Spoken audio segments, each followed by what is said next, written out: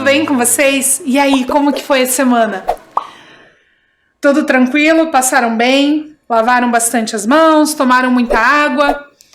Que bom, eu também.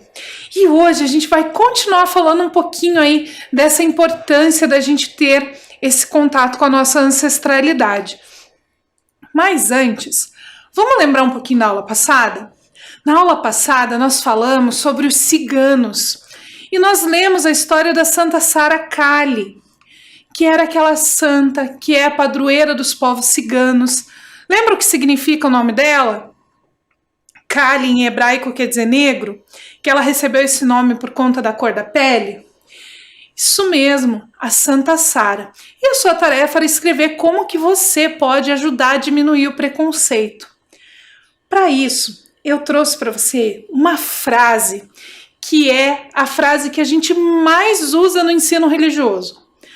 Todos os professores já ouviram essa frase em algum curso ou já leram em algum dos materiais e nós usamos muito, que vai falar um pouquinho de como quebrar o preconceito. Sabe qual é a frase? Conhecer para respeitar.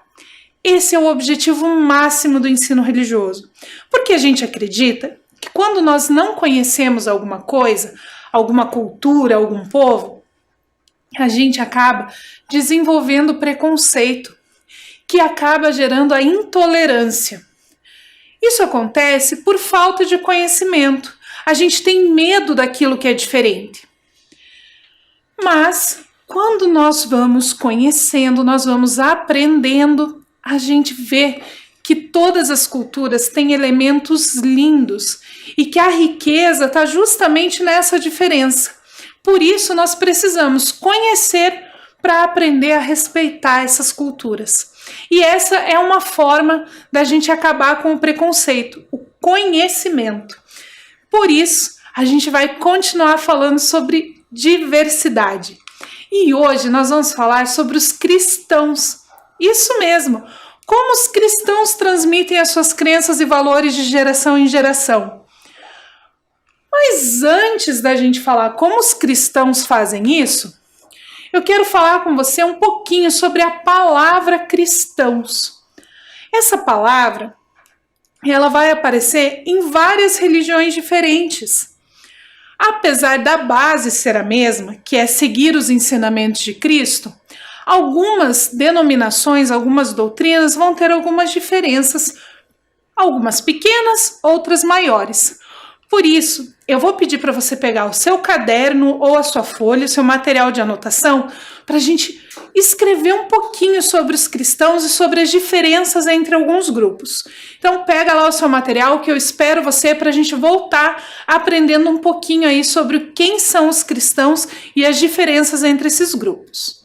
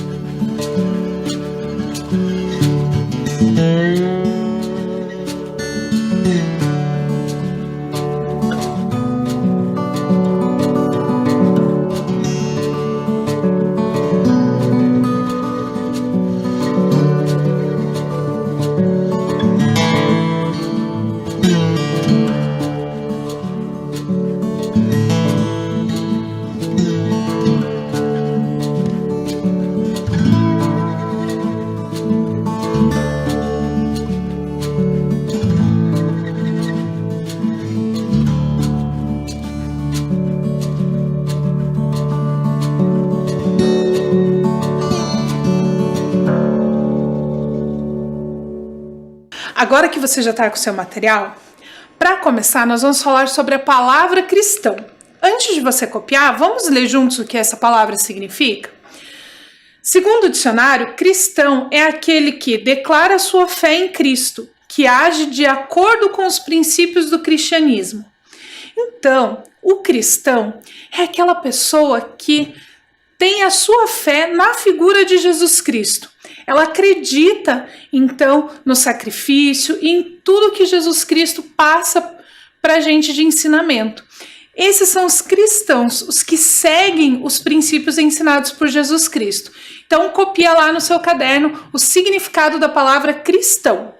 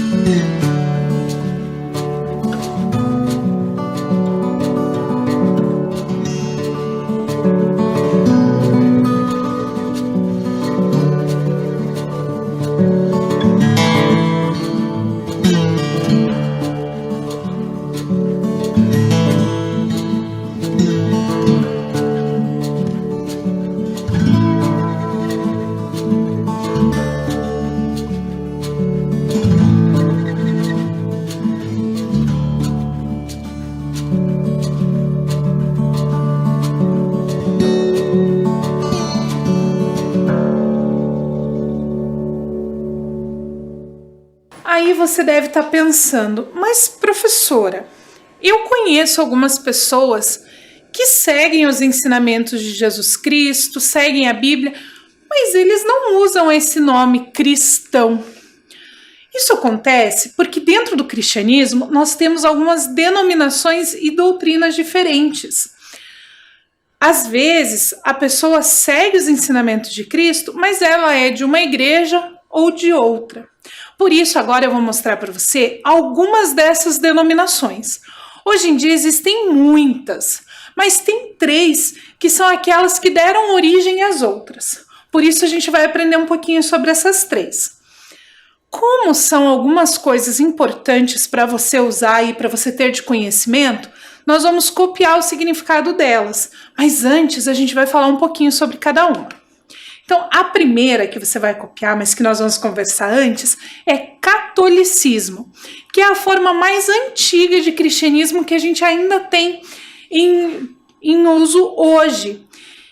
O catolicismo é o conjunto de preceitos e dogmas de fé dos cristãos, em especial os da Igreja Católica Romana, que reconhecem na figura do Papa o seu líder espiritual.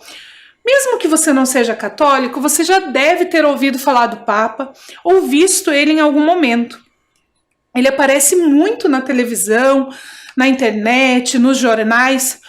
Como os católicos são, em número de seguidores, uma das maiores religiões do mundo, o Papa tem essa figura importante. E ele sempre aparece dando orientações para os católicos, porque ele é o líder espiritual. Nós temos os padres, os bispos, os arcebispos, e todos eles, então, respondem a essa liderança do Papa. O Papa é uma liderança para todos os católicos do mundo. Olha que legal! Então copia lá no seu caderno o significado de catolicismo. Eu espero você copiar.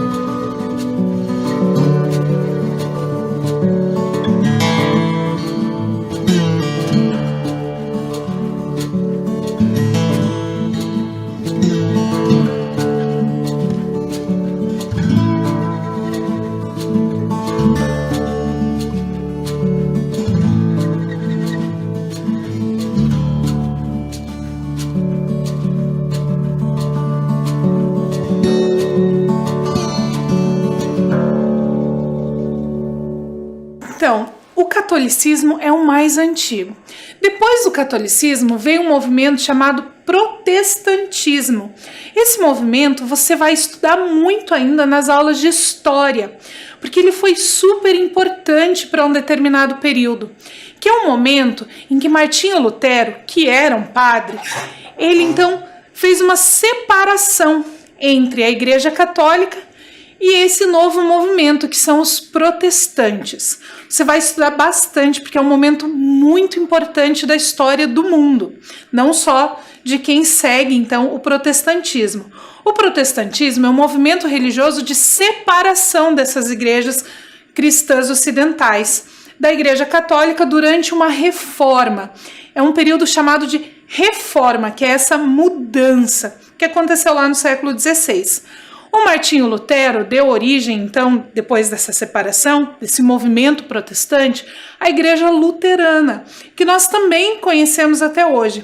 E a Igreja Luterana, então, esse movimento protestante, deu origem a muitas outras que a gente conhece hoje, como a Presbiteriana, a Igreja Batista, a Igreja Adventista e várias outras. Então, copia lá no seu caderno o significado de protestantismo.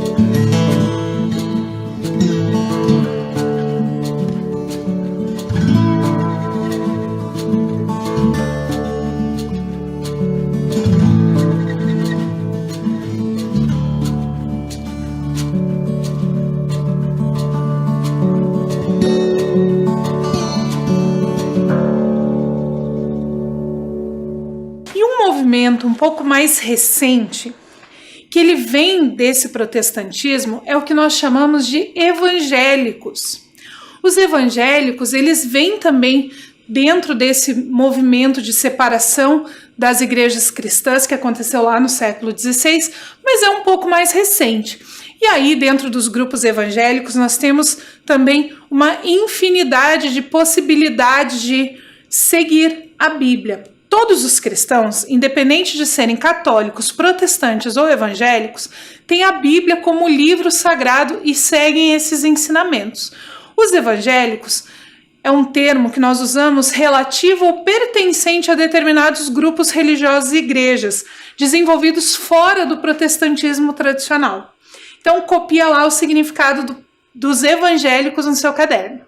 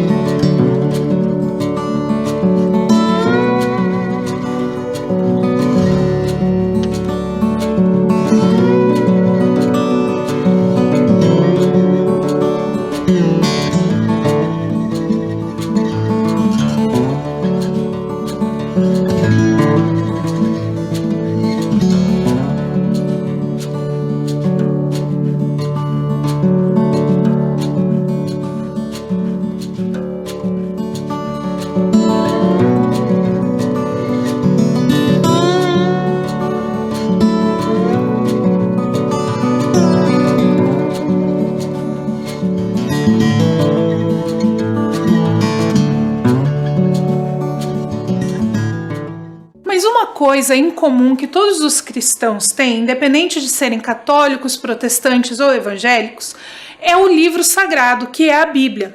Então, dentro de cada doutrina cristã, nós também temos essa preocupação de passar esses ensinamentos. E parte desses ensinamentos está nesse livro, que é a Bíblia Sagrada.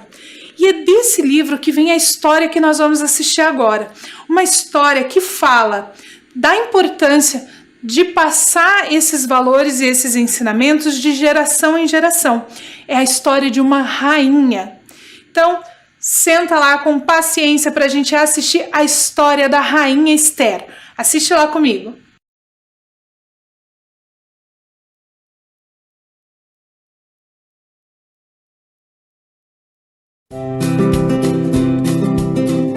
Olá, meninos e meninas, aqui é a tia Rose e eu tenho uma linda história para você sobre uma mulher da Bíblia. A Rainha Esther. O verso de hoje está em Hebreus, capítulo 13, verso 1, que diz: permaneça o amor fraternal. A mensagem da história é: as pessoas que amam a Deus cuidam uma das outras.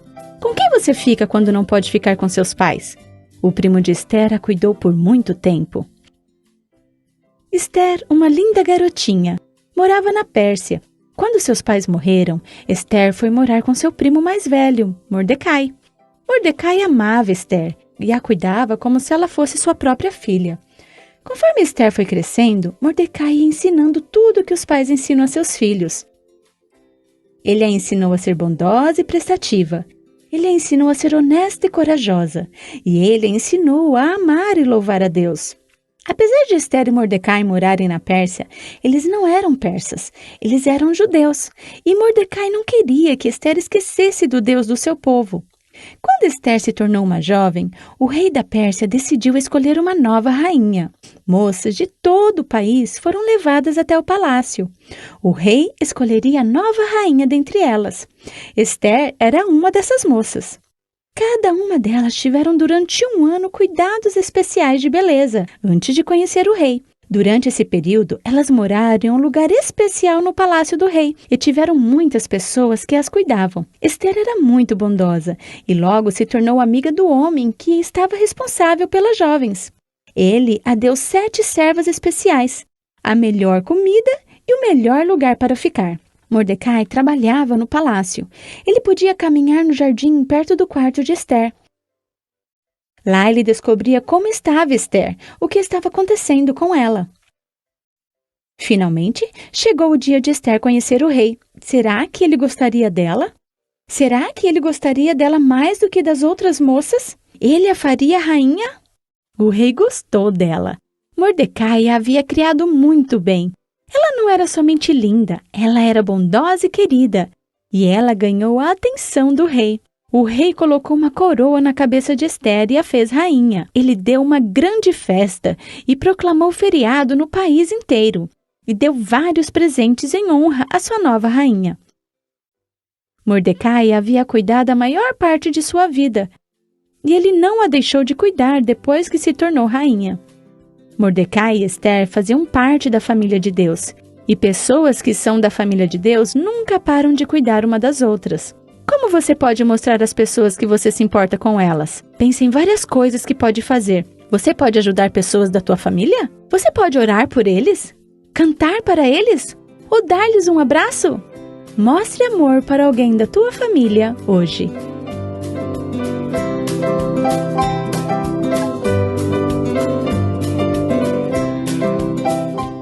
Mas aí você deve estar pensando: nossa, professora, isso foi há muitos anos atrás, aconteceu lá na época do Velho Testamento, eles nem eram cristãos ainda. Como que hoje em dia as pessoas passam esses valores e ensinamentos de pai para filho dentro do cristianismo? Como que isso acontece hoje em dia, aí no século 21? Para falar um pouquinho para vocês de como que isso acontece hoje em dia, eu vou convidar um grande amigo meu, que é o Alexandre Sprada. O Alexandre Sprada, além de vir de uma família cristã, ele tem vários filhos, tem 4 crianças em casa, e ele passa esses ensinamentos que ele recebeu dos pais também para os filhos. E ele vai contar para a gente como que ele faz isso hoje em dia. Então presta atenção no recadinho do Alexandre. Salve, moçada! Meu nome é Alexandre Sprada, eu sou contador, sou psicólogo e estou estudando para me formar pastor. E estou aqui gravando esse vídeo para vocês a convite e a pedido da professora Karen. Agradeço desde já, Karen, o pedido, a honra de estar aqui respondendo essas questões para vocês também. A Karen perguntou para mim, pediu para mim, para falar um pouquinho a respeito da questão da transmissão de valores dentro de casa. Transmissão de geração após geração dos valores, até a questão da transmissão oral de valores. Antigamente era feito isso com muita força dentro da Bíblia, no Antigo Testamento. Acredito que a Karen depois vai trabalhar um pouquinho disso com vocês, mas ela pediu justamente uma ideia a respeito do qual teria sido a minha experiência nessa questão, pelo que ela conhece da minha casa, da minha esposa, dos meus filhos. Eu sou casado há 28 anos, eu namoro há 28 anos, já sou casado há quase 25. Eu e minha esposa, nós temos 4 filhos, a terceira filha, uma filha adotiva com necessidade especial. E a gente veio construindo uma família, um sonho que Deus deu para nós. E a respeito dessas questões que eu gostaria de falar para vocês hoje. A questão dos valores a serem ensinados pelos pais em casa. Eu digo com uma certa tristeza que normalmente os valores que os pais mais comumente acabam ensinando para os seus filhos é o faço o que eu digo, mas não faço o que eu faço.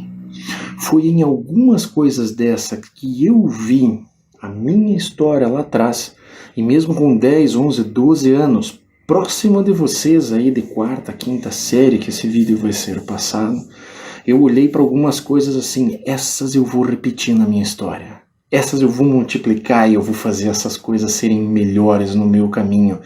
E teve outras que eu olhei para trás assim e falei assim, não, a minha casa vai ser diferente.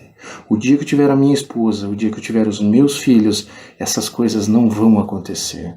Obviamente que a vida não é perfeita, eu não acertei em tudo e a gente continua errando em outras coisas. Os filhos acabam cometendo os erros que os pais não cometeram, né? Não é uma questão de ser perfeito, porque a perfeição é um atributo de Deus. Mas é a ideia justamente da religião e a fé dentro de casa. Eu até separo um pouquinho as questões de religiosidade e fé, porque a religião é muito importante. A religiosidade é muito importante, é a religião que te coloca num caminho, é ela que te dá as normas, ela que te dá o norte para onde você tem que ir. Agora, como você vai, a escolha é tua. Independente da fé que você habite, a escolha sempre é tua. Deixar um exemplo super fácil às vezes de entender. É como você lê uma revista e os manuais de uma série de coisas a respeito de fazer churrasco. E você sabe tudo a respeito de fazer churrasco, mas não quer dizer que você faça bem o churrasco, que você seja um bom churrasqueiro. E melhor ainda, que você saiba sorver, que você saiba aproveitar, que você saiba comer aquele churrasco com todo o sabor que às vezes é possível e é necessário para você viver aquela experiência. Então é isso que eu tento passar dentro da minha casa, junto com a minha esposa, para os filhos, né, de que justamente são coisas que a gente deve viver, não simplesmente participar de um lugar, porque ir numa igreja, ir numa casa, qualquer um vai. Agora, viver o que se aprende lá dentro, essa é a coisa que faz a diferença. Isso é que eu tento ensinar e isso que eu tento viver dentro de casa com as crianças, inclusive sendo exemplo. Esse é o grande segredo. O dia que vocês tiverem uma casa, o dia que vocês tiverem uma esposa e os filhos de vocês, sejam um exemplo para aqueles que vocês amam. Vivam as coisas que vocês acreditam, até no perdão, até no erro, né? No voltar atrás, no pedir perdão, no dar perdão, sabe? Então, a gente transmite valores vivendo valores. Essa é a grande tentativa, isso que eles ensinavam antigamente, e isso é uma das coisas que se perdeu um pouco hoje, nessas coisas tão rápidas, automáticas, é tudo para já, tudo para já, tudo para já, mas um filho a gente leva 10, 12, 15, 18 anos formando, a gente não forma ele da noite para o dia. A gente não nasce sabendo, e eu mesmo com 46 anos eu ainda me atrevo a dizer, e a gente, né, não aprendeu tudo e a gente vai morrer sem aprender tudo. As coisas levam tempo e pedem dedicação, ok? Espero ter ajudado, né? E fica somente esse grande segredo, às vezes, quando vocês tiverem chance de ensinar alguém, ensine o que você faz, não simplesmente fale. Viva a tua fé. E eu daí posso falar pelo berço onde eu nasci e a casa onde eu habito, sempre confiando num Deus que é perfeito e não erra. Abraço grande, moçada. Espero ter ajudado vocês, espero ter respondido a pergunta da professora Karen também. Deus abençoe, um abraço grande. Então, super bacana essa fala do Alexandre. E ele falou uma coisa muito importante. Ele usou uma palavra, a palavra exemplo. Ele falou bastante sobre dar o exemplo. Mas o que isso quer dizer? O que é ensinar pelo exemplo? Para a gente descobrir o que é ensinar pelo exemplo, tem mais uma pessoa que trouxe um recadinho para a gente. Então acompanha lá o recadinho desse casal que também vai falar um pouquinho de como é ensinar pelo exemplo.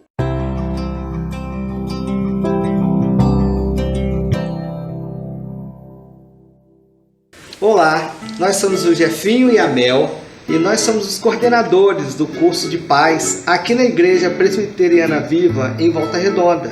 E hoje nós vamos falar da importância do culto familiar.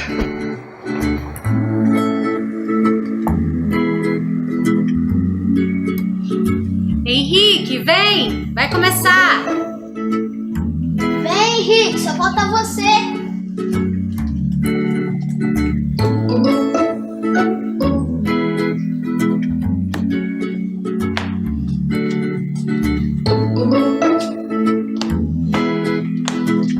Vamos orar então, gente? Vamos?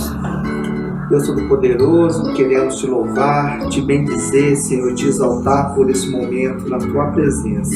Abençoe mais uma vez esse culto familiar e que nós possamos, Senhor, nos encher do teu poder. Em nome de Jesus, amém. Amém.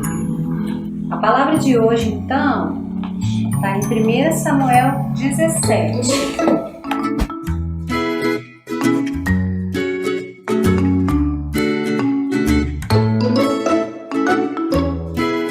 A criança precisa aprender desde cedo que a palavra de Deus é lâmpada para os nossos pés e luz para o nosso caminho, como está escrito em Salmo 119. E lá em Provérbios 22:6 também está escrito: ensina a criança no caminho que ela deve andar e mesmo quando for velha não se desviará dele.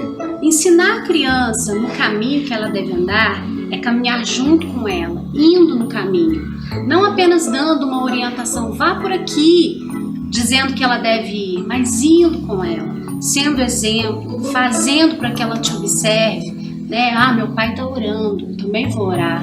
Meu pai está lendo a Bíblia, eu também quero ler. Então vocês viram nesse vídeo que ensinar pelo exemplo vai muito além de eu falar o que você deve fazer, mas é eu fazer a coisa certa para você me imitar. Como que a gente pode pensar isso de uma forma prática? Então vamos pensar assim, uma coisa que todo mundo tem que fazer, independente da sua religião, que é ser educado e gentil com as outras pessoas, que é agradecer, né, falar muito obrigada, falar com licença. É muito comum que as crianças, principalmente as crianças bem pequenininhas, elas imitem o que os adultos falam. Então, se elas escutam bastante o professor, o pai, a mãe falarem muito obrigada, com licença, por favor, essa criança vai acabar imitando. E quando a gente tem irmão, a gente tem um papel importante, principalmente se nós formos o irmão mais velho. Se eu faço uma coisa, o meu irmão menor vai imitar. É muito comum que as crianças façam isso. Tanto que, quando a criança fala um palavrão, a gente fala, aonde você aprendeu isso? Não quer dizer que alguém chegou para aquela criança e falou, olha, quando você cair, você fala essa palavra. Ninguém ensinou isso para ela, mas ela ouviu alguém mais velho fazendo e ela vai imitar. Então, dentro do cristianismo, esse ensinar pelo exemplo é muito importante, porque tem um trecho da Bíblia em que fala, sede imitadores de Cristo. O que ele quer dizer com isso? Que o cristão, além de estudar a Bíblia, além de estudar os preceitos da sua religião, ele deve imitar as atitudes que Jesus Cristo teve quando estava aqui na Terra, que estão registradas na Bíblia. Então não adianta só ele ler se ele não tentar fazer igual, se ele não tentar ser igual a Jesus Cristo. Então esse ser o exemplo é muito importante para essa transmissão de valores dentro do cristianismo. Então, normalmente, os pais são tidos como exemplo dos filhos. Os pais, os líderes religiosos e também os irmãos mais velhos. E aí você deve estar se perguntando, mas professora, e se eu não for cristão? Como que eu também posso dar o exemplo para que as outras crianças menores imitem? O que eu posso fazer de legal para ensinar para os outros através do meu exemplo? Para isso, eu vou te propor uma atividade diferente essa semana. A atividade dessa semana, ela não vai ter um registro. Nós vamos fazer uma atividade chamada Corrente do Bem. Então, eu gravei um vídeo com algumas coisas que você vai fazer durante essa semana e você vai pensar em como que isso vai melhorar a sua vida e como que você pode ser o exemplo para outras pessoas através dessas atitudes. Então, presta atenção no vídeo da Corrente do Bem. Corrente do Bem. Será que eu, sendo criança, também posso ensinar pelo exemplo? Sim, você pode. E como será que eu posso fazer isso? Hoje nós vamos aprender algumas formas de, mesmo sendo criança, a gente ensinar pelo exemplo. Vamos lá? Primeiro, elogie as pessoas. Mostre o quanto elas são importantes. Ofereça ajuda. Emane boas energias. Ofereça consolo. Ajude nas tarefas domésticas. Fale dos seus sentimentos. Seja grato. Peça desculpas. Lembre de agradecer. Ofereça apoio. Lembre que o mais importante é viver, rir e amar as pessoas. Agora é a sua vez de começar uma corrente do bem.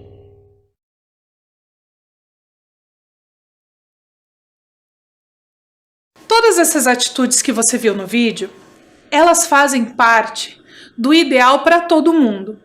Não importa se você é cristão, se você é umbandista, se você é muçulmano, se você é ateu, se você é agnóstico. São atitudes que fazem parte da vida em sociedade, que é ser gentil, ser educado, elogiar as pessoas. Poxa, aquele dia que a comida estava gostosa, olha para a pessoa que fez a comida e agradece. Fala muito obrigada por você ter feito o almoço. São essas pequenas atitudes que tornam a nossa vida mais gostosa e melhoram também a vida dos outros. E eu não preciso ficar o tempo todo falando assim, faça isso, faça aquilo, agradeça.